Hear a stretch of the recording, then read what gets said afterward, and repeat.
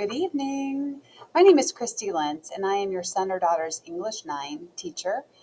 Thank you for watching this video. I wanted to walk through a couple things with you about what the class is like, also what our Canvas page is, and how you can kind of help your son or daughter keep track of things, as well as our course weights and our assignments and our assessment and reassessment policies. So first thing I'd like to do is tell you just a little bit about me. I've been at Carmel for 20 years, and then prior to that, I spent 12 years at Westfield High School. So I've been teaching for a long time. English 9 has been one of my favorite classes to teach. I like our curriculum. I love the kids in English 9.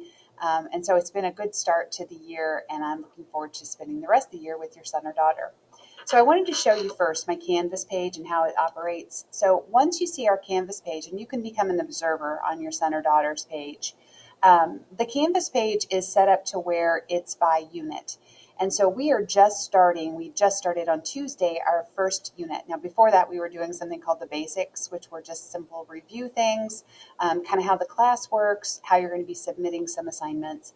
And so one thing I wanted to point out to you is that when you click on the date, you will see everything that the kids did in class that day, as well as the homework. And if there were any handouts, there's links to those handouts. So as you can see on the daily agenda, this is also what's on the board when the kids come in. One of the first things that I encourage kids to do, how I start class, is I come in, bell rings, I shut the door, and then I say, take out your pathways. That's our assignment notebook. And then I have them write down if there's any homework. It's also listed on our Canvas page as well. But if we don't have any, I have them write down no homework.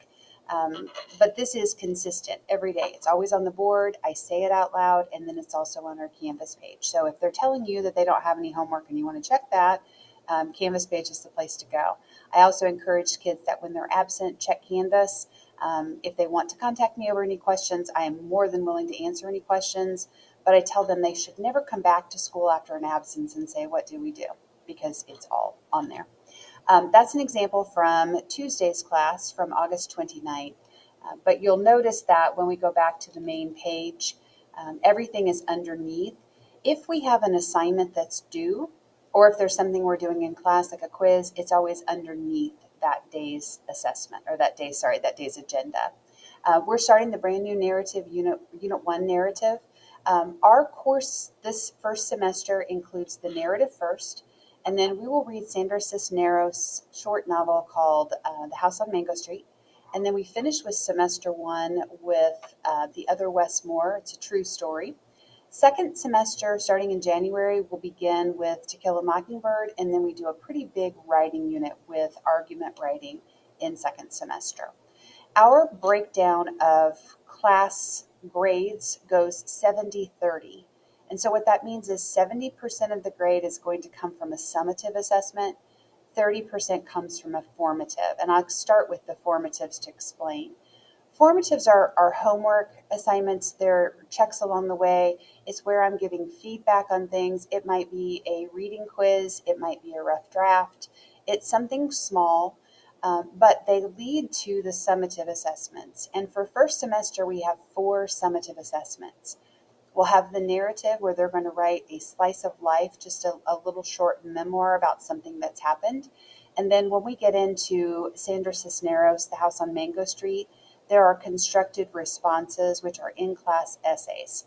And then there's a presentation with the last item. So there's 2 items with The Other Wes Moore. The Other Wes Moore, they will do a project looking at nonfiction analysis, and then we do a presentation of that information. And so those big 4, those are the summatives. Most all of our practice and formative assignments that I mentioned in that 30% are designed to help them succeed in those summative assessments. And then speaking of assessments, I'll address our reassessment policy in English 9. So I do not do reassessments on any formative grades. Formative grades are just practice. They don't have a big impact on the grade. If we get into a summative grade, summative assessment, and the student would like to have a reassessment, the one that does not qualify for reassessment is the narrative. And part of that reason is because we will go through the entire writing process from brainstorming and pre-writing to writing the first draft, to having a peer edit, to self-edit, to teacher conferences. So all along the way, there are these checkpoints to where they can get feedback on how to improve it. And then once that one's submitted, there aren't any reassessment opportunities because those happen along the way. The other assessments, if a student is unhappy with a grade, first and foremost, they had to have met all of the deadlines, the due dates of things beforehand. If those were met, then they qualify even further to an opportunity to redo something. The way that I handle reassessments is the student and I will sit down during SSRT. We will go through the areas where there might be weaknesses and improvements can be made.